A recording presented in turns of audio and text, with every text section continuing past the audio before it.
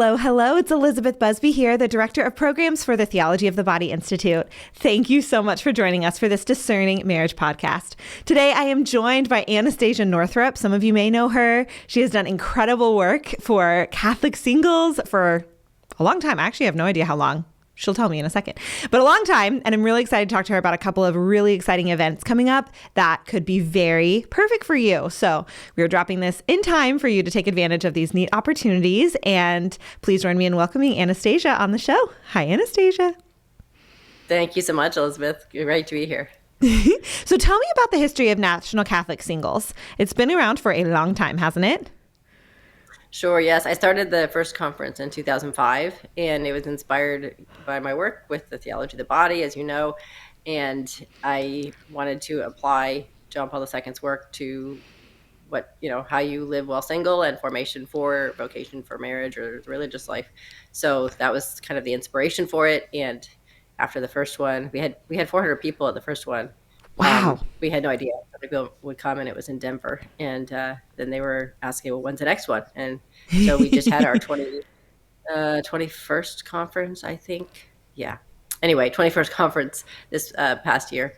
So some years we've had two in different locations and stuff. So yeah, it's been a real blessing. And I realized too, like God had other things in mind for it besides just formation. The formation is amazing, right? But of course, we also want people to encounter Christ in a deeper way. That's our biggest desire and hope. And then also to live joyfully while you're single, because, many people didn't expect to be single, but, you find yourself single and you say, okay, well, where do I see the fruit in my life now? And how can I live this well? And not just kind of like waiting around, for Mr. or Miss Right to, show up. So, and then of course the community, because we all need community. And I think that's something that I didn't realize when I first started it, like how important that aspect would be and how beautiful it is to see what God has done with that. So. And wow, 20 conferences. That is incredible. 21. That is incredible. That's a 21. lot of people who have been touched by your yes that you gave all those years ago. Thanks be to God. So, yes. And good thing he knows what's going to happen in the future and we don't. So your ministry has expanded beyond just the conference. So I know that part of what we're talking about, we have two things that you and I are talking about today. One that's coming up so when this drops, it'll be tomorrow, like this coming weekend. And then something that I'm a part of that drops in about a week or a little over a week. So neither of those are the conference. So talk to me about how the ministry has expanded and what the Lord has done with it in these last 16, 17 years. Yes, well, yeah. I was praying for a good year or so, just saying, Lord, how can we expand the reach of the conference, and so that it's not just an event once a year, but that people are able to connect in between, because we need, again, that community. And so it was actually one of those things where we had already decided to start doing online study groups, and it was like right before COVID. And so we had already said, okay, this is what we're going to do. And, already prayed on it for quite a long time and said, okay, this is our plan. And then COVID hit and it was like, wow, perfect, because people were stuck at home anyway. So once we started those, we had a great response, better than expected for that as well. And people just love, getting together on a weekly basis and discussing the content. We used a lot of the videos from past conferences and things. And this way you can go deeper, because people would often say, oh, I remember I heard this talk, way back at, whatever conference, but I don't remember hearing all this, because we hear it again and we kind of get integrated deeper and hear other people's ideas about it. So I love discussion and study groups. And so that's been a real beautiful thing. And then we've also just started doing other online events, like our dating retreat coming up this weekend with Father Robert Spitzer. I'm very excited that he's going to be with us. He was my university professor, actually, many years ago. Oh my gosh, how cool is that? Yes. So he's going to be talking to us about the experience of love and what real love entails. And then on the Saturday morning, we're having a dating panel and just normal single Catholics, like how we navigate this whole thing we call dating. So that should be fun. And then after a little break, we'll also do a healing holy hour where we'll have some prayer teams and a little meditation and stuff, because we all need healing, right? I mean, wherever we're at in life, we need healing. So anyway, that's exciting. And then, as you mentioned too, the Relationship Ready series, And I was so delighted that you joined us for that last year and when we did it live. And that was just amazing. And so this year we're using it kind of like as the study format where people could watch your presentation and those of the other speakers ahead of time and then discuss them. And people really like that, again, because they can go deeper. So yeah, I did not imagine what God would do with it, but as I said, good thing he has all the plans already. We just kind of have to walk through the doors, We do. Life with Christ is such a great adventure, as John Paul II said. There's so many beautiful things that come from it. So let's back up a little. So the retreat this weekend, is that in person or virtual? Like, could any of my people watching this do it? Oh, totally. Yeah. It's a virtual online event and it's free. You just go sign up and then we get you sign in. And the neat thing is too, we have our platform, our GS24, named after God Amos Best 24, about man is the only creature willed for himself and he can only find himself through a sincere gift of self. Like that's kind of our theme for the NCSE work, because again, we have to be making a gift of ourselves, even in our single state. Right. So we have a platform with that. It's also, you can use it online or on your phone as an app. And people have been using that. We opened that in last year, 2020, or now it's 2021, now it's 2023. So over a year and a half ago. And people, they use it to connect just throughout the year. So, for events, for, posting prayer requests, for discussions. We have a man cave and a ladies parlor, so they can have those discussions too. And, so yeah, if you sign up for the dating retreat, then people actually have access. They get a free trial for that app membership, and then you can watch and participate, and we'll have breakout rooms and discussions and things like that. So you get to meet other people too, using the Zoom platform. So it'll be pretty packed and pretty fun. That's going to be awesome. Is it the sort of thing that people can like hop in and out of? Like if they're just finding out about this today and they want to do it, but they have a couple things this weekend booked, is it the sort of thing they could jump into? Or do they really need to commit the whole time? Yeah. Okay. No, if you can just make it for Father Spitzer's talk, that's fine. Or just for the dating panel. On Saturday, it's kind of a short day. It's from 10:30 Central Time till 2 Central Time. Oh, so, nice. Okay. And then can they watch it later if they sign up? Like if they have time in the evening or something? Absolutely. Or is it? Okay. Cool. Mm-hmm. Here's why I love what you're doing. Talk of the panel. Yeah. Sweet. Here's why I love what you're doing. Here's why I love it for all of you people. Discernment, when you are discerning marriage, you can get into this rut of inaction, I guess is how I'll put it. Like you really want to be discerning. You want to know what God wants for you. Maybe you've decided already or discerned already that religious life isn't for you, but you're almost stuck in this like, okay, I feel called to marriage, but I want to be sure before I take action. And one of my like secret goals here with this ministry, Discerning Marriage, is to get people to take active steps, right? To take action and then test the fruit of that. So I love all of these things that you offer, Anastasia, because you give people the opportunity to take steps in that direction, to form themselves, to meet new people, to really go deeper in prayer, to meet the Lord.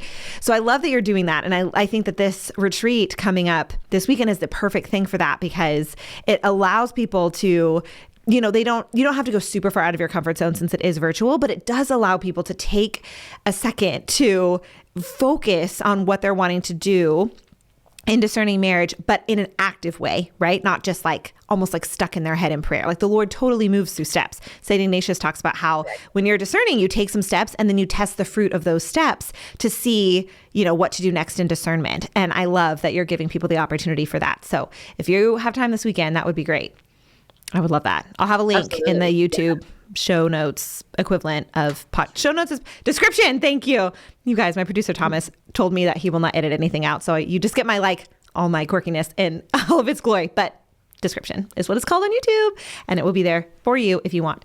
So I love that you're doing that. Okay, so and then right on the heels of that is the Relationship Ready, which my husband and I were a part of, and it was last year. You did say that we recorded it live last year, and was my husband involved in it? I feel like he was in that talk. He almost never does public appearances.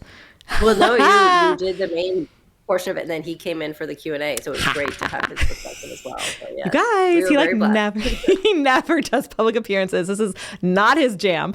But but he loves me very much, and he loves this ministry, and he cares about all of you and your discernment. So what a treat. I completely forgot that he joined me for that. That must have been really fun. So I do remember how well received it was. I remember you giving us a lot of great feedback. But can you talk to us a little bit more about Relationship Ready? So that's not a weekend. It's a 6-week series. So can you talk to us a little bit more about that? Because I'm sure some of you guys will want to join that.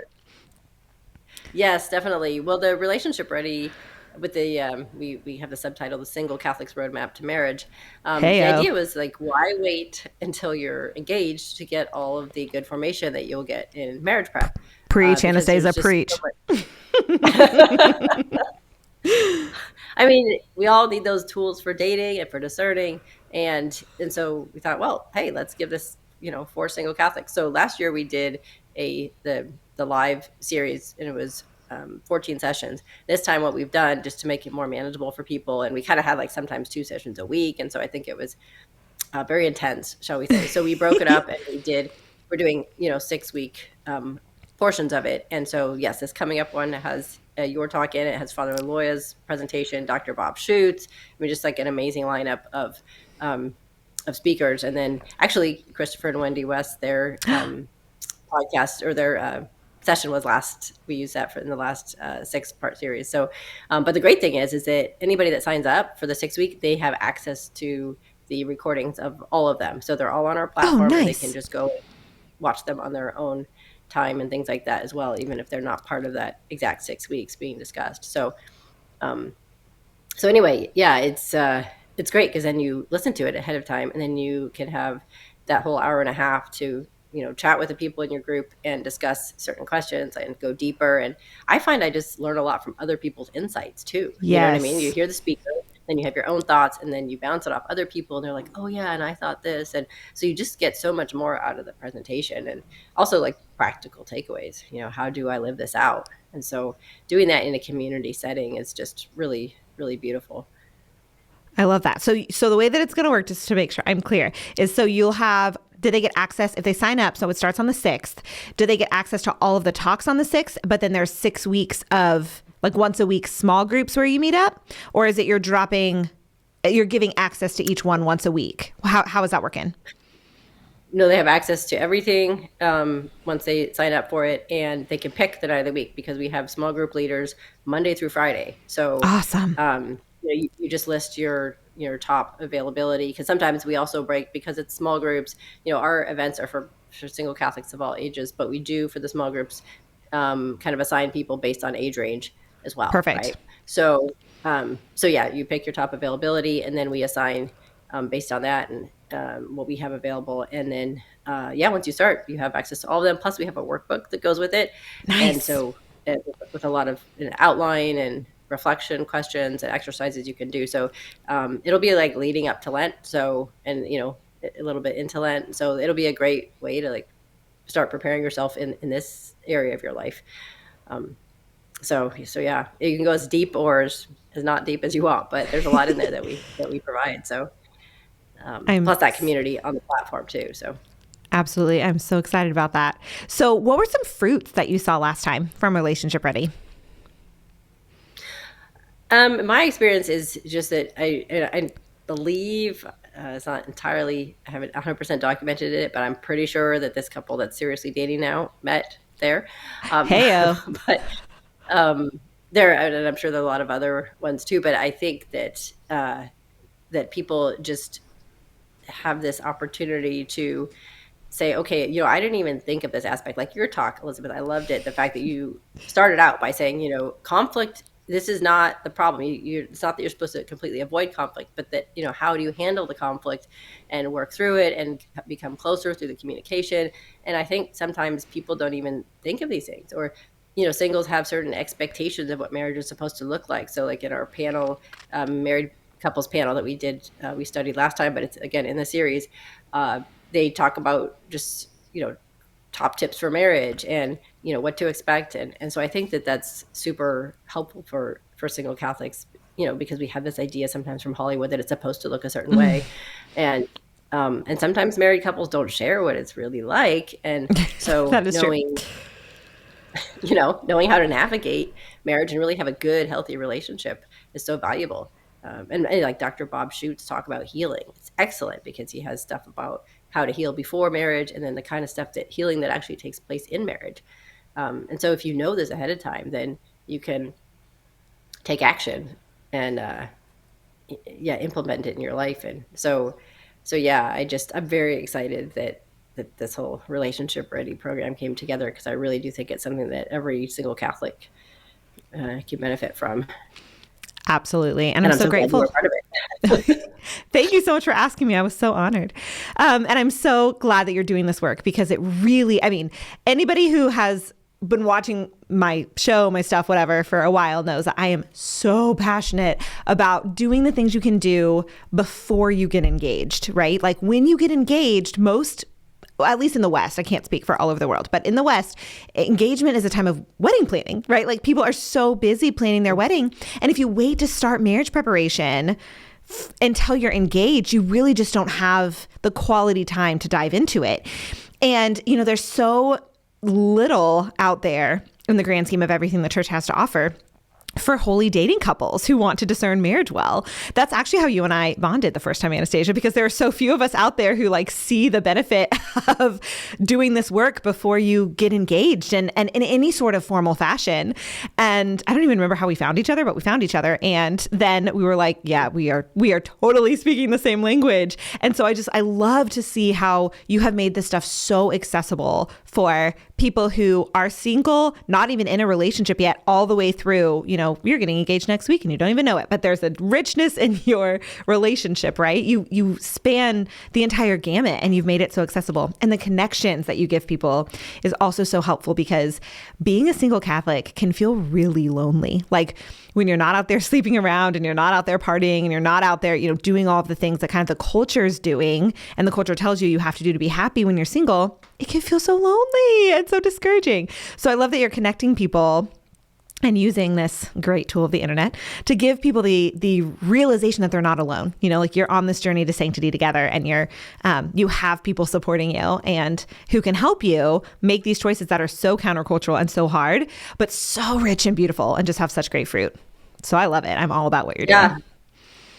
Well, and like you said, the community, the support. I mean, and what happens is people get on the app and then they take their own initiative to organize things. So in the ladies' parlor, the women started doing a once a month ladies' night, and that's been going great. And then, one of the other group leaders, she started these Chosen watch parties a while back. Oh my gosh, the Chosen.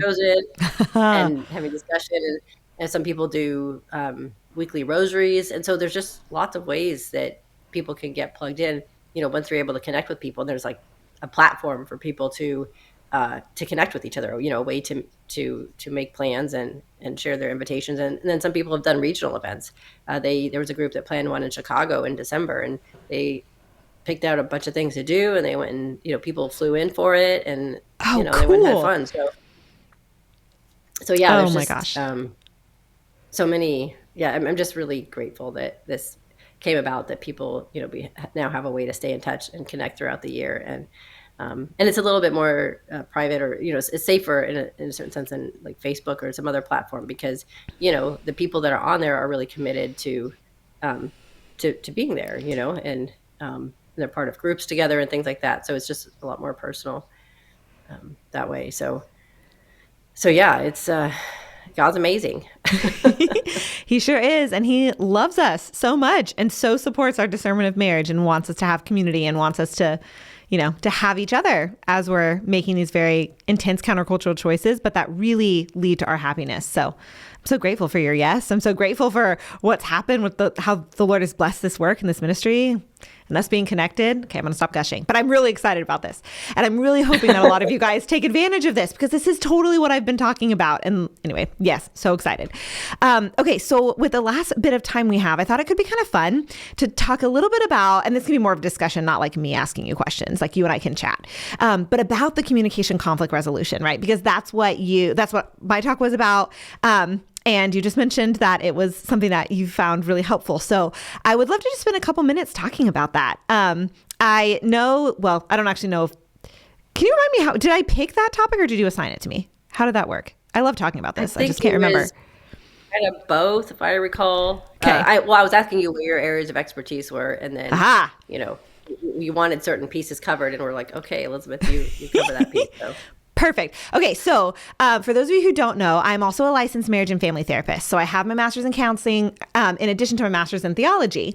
And I've done a lot of work in my private practice with people who are discerning marriage, as well as people who are already married and that kind of thing. And I have learned a lot, as I'm sure you can appreciate as a therapist, about communication and conflict resolution. And I love that you recognized, Anastasia, the benefit of that, because a lot of people think, this is kind of what you referenced earlier, but a lot of people think that conflict is a negative thing. And the goal of a healthy relationship is to completely root conflict out of the relationship. And that is like one of the most harmful things you can try to do, because it ends up with people stuffing things deep down inside and not being honest with themselves, right? Not talking about what they're feeling, not airing things, not having, the opportunity to connect about the hard things in their relationship.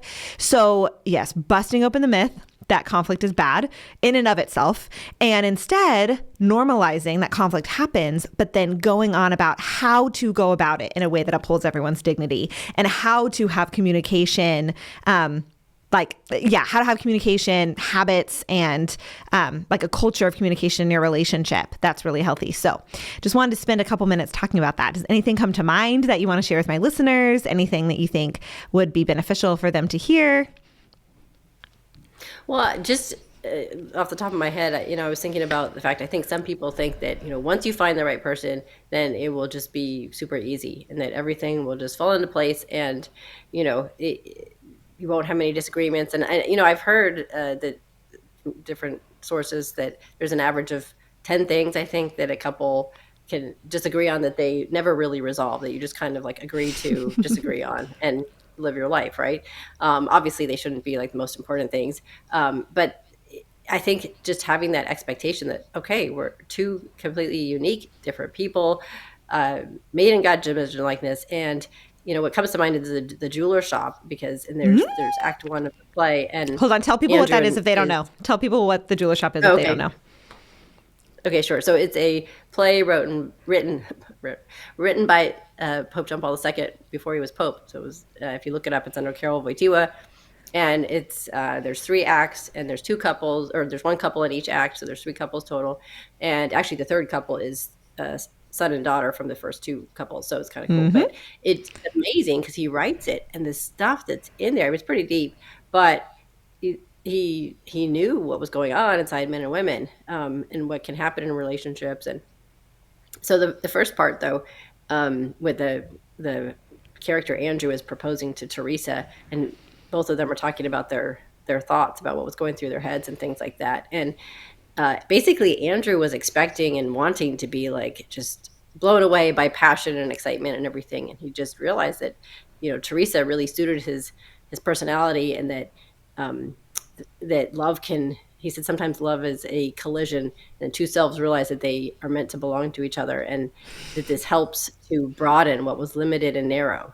And so I think about that a lot, because we all have our own perspective, but when you get married, that other person helps broaden your perspective, and hopefully as a couple, as a married couple, you have just a bigger vision, and more resources. And it's just you have to remember that, like, when we don't agree, you're in a discussion, okay, maybe God's trying to help broaden my limited perspective,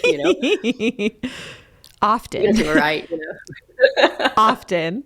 Yes. I think a lot about how when the church says in kind of very flowy, beautiful language, marriage is sanctifying, and it can help get you to heaven, all that stuff. What the church is actually saying is it's going to be like really hard. And there are hard things that are going to like really shave off the pieces of you that are the opposite of God, that are super selfish, that are super proud, that are super, just all of the negative, the vices that you have. Like, marriage sanctifies you by helping you get rid of all of that stuff. And I think that what you're saying is absolutely true, right? Like it broadens your perspective when you could have been so narrow. And I think that can be one of the things that the Lord will use to help guide you in your discernment. Like, am I called to religious life, or am I called to the kind of relationship that will really, I'm thinking of, like a blacksmith who like hammers away at his whatever it's called, the metal, and the sparks are flying all over the place. And then he finishes, and it's like this really beautiful thing. That's kind of what marriage is. And obviously religious life does. It sanctifies people too. Duh. But in marriage, it's this other person who's really broadening your horizon. And the nitty gritty of how that happens is communication and conflict, like when you really get down to the cell of like how such a thing occurs, it's the things you talk about, the way you speak to each other, what happens when you are in conflict. I have a little bit of a different perspective on what you'd mentioned about the 10 things that couples just always, will just disagree on. I use a lot of the Gottman's work. So not everything that the Gottmans say is something that, I endorse and agree with, but there is a lot of good and beauty in the Gottman's work. There are these clinicians that, Google it, you'll see. But remember that not everything they say we agree with, but there's a lot of good there. So I use the Gottmans in a lot of my stuff as a clinician. And one of the things that they say is they divide the problems that a couple goes through into perpetual problems and solvable problems. So solvable problems obviously are conflict that you'll be able to work through and you'll figure out a solution and like you'll go from there. But perpetual problems, they say, will never get solved. And really the key to a healthy, successful relationship is figuring out how to have that in your space, in your relationship, in your family, that's not resolved, but that doesn't make you guys miserable to have it there all the time, right? There's an art to that. I'm sure I talk a little bit about that in the talk, because it's such a revolutionary idea, that there are things that would get solved. Too is, I know it doesn't all have to be, perfect. It's not even meant to be. But you mentioned the nitty gritty and the blacksmith. Well, my parents, they've been married for over 47 years, and wow, they always call it the sandpaper ministry. Marriage is a sandpaper ministry. Can I borrow that? That's genius. It just over time smooths you out. My husband does woodworking, and I didn't know much about sandpaper until I met and married him. Do you know there are like different grits of sandpaper? Probably most of you know that, but I didn't know that because I never did it. So you can get the stuff that like really, really, really gets in there and like shaves it all away, makes it super smooth.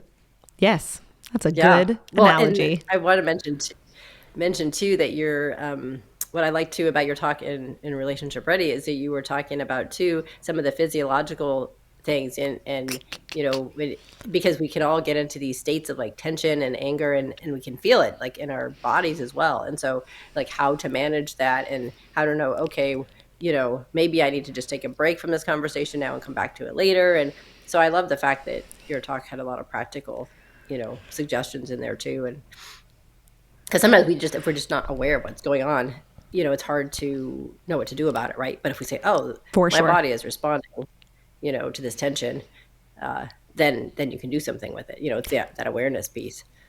Absolutely. And honestly, I am such a big practical tip person. Like anything that I can do that can make people take these beautiful ideals and make them reality, like, yes, so necessary. I'm a very idealistic thinker and speaker and dreamer, but didn't serve me very well when I would not translate that into practicality. So now I'm like, let's bust the myth of like what it actually takes to get this stuff done. So wonderful. Well, the last question that I always ask my podcast guests is, what is one practical tip based on this conversation that they can implement? And on this one, I actually have one myself. But if you have a practical tip, we'll each do one this time. I usually don't give one, but I want to give one this time. Oh, okay. So based on just the discussion. Besides participating, right? Like, okay, that was going to be mine. I was just going to tell them to sign up. That was mine. I was like, you just pick one, either the dating retreat or Relationship Ready, and pick one and sign up like this afternoon. It's registration's open, yeah? Well, obviously for the weekend, but for Relationship Ready, is it open? Yes, Relationship Readies are open, and the dating retreat. Dating retreat, the sooner you register, the better, because then we can get you set up on the platform too, and you can meet other people, and people are already like introducing themselves, and oh, cool. So it's fun. But I would say that, and two, just I always say, I think for people who are single and maybe didn't expect to be, and are sometimes wondering, what the heck, just always look to Jesus, first of all, like in your heart, right? And know that your life can be fruitful where you are in this moment, and keep that hope. And then also know that you're not meant to do it alone. So even, before you reach that state of marriage, God willing, definitely make sure you connect with other single Catholics and, be there together in the journey. So that's what I would say. Oh, that's perfect. I'm glad I let you speak and didn't just steamroll that and say, sign up. That's a really good one, because it's true. We do need community. And especially, I think, when we're walking really hard things. And for a lot of people, prolonged singleness is really hard for them. Some people really thrive. Like, some people have just really mastered the grace of abandonment to divine providence. And like, they probably have other struggles, but they're really good at being there in the present moment. I was not one of those people. I did not. I did not live my if I could go back, and when I help counsel my children and whatever, and all of my people on my ministry, you learn a lot from, I want to teach a lot of what I didn't have, which was a peace in that space and a comfort with the Lord in that space.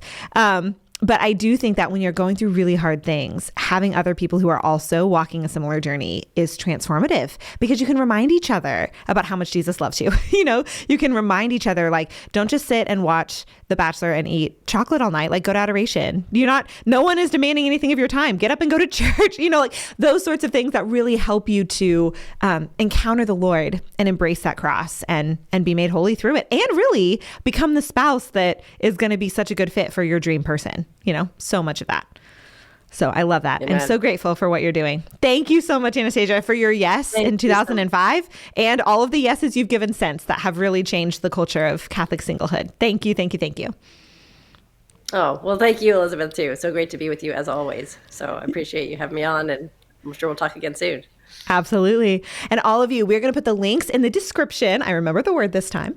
It's going to go in the description, and I hope that you pick one and sign up. And that would be my request. Hey, Anastasia, last thing. Can they, if they are not watching this right now, like if they're watching it in a couple weeks, is the access still available for all this stuff if they still sign up? Or is it like time sensitive? Yes. Yeah. All well, right. For the dating retreat, they should sign up now, but there's always things. Go to the website, and we always have things that you can sign up for. And if you just even sign up to be on the platform, then you have access to recordings from tons of other online things we've already done. Perfect. So you can watch those. So yeah. Excellent. All right. So this applies to anybody. If you're watching this in like September, even though we're recording in January, you can sign up for something. I cannot recommend Anastasia stuff enough. If you found this through the TOB Institute or through my previous work, I have a glowing recommendation for anything Anastasia Northrop does. So sign up. It will bless your life. It will be so great. And until next time, stay close to the heart of Jesus and be not afraid. Bye.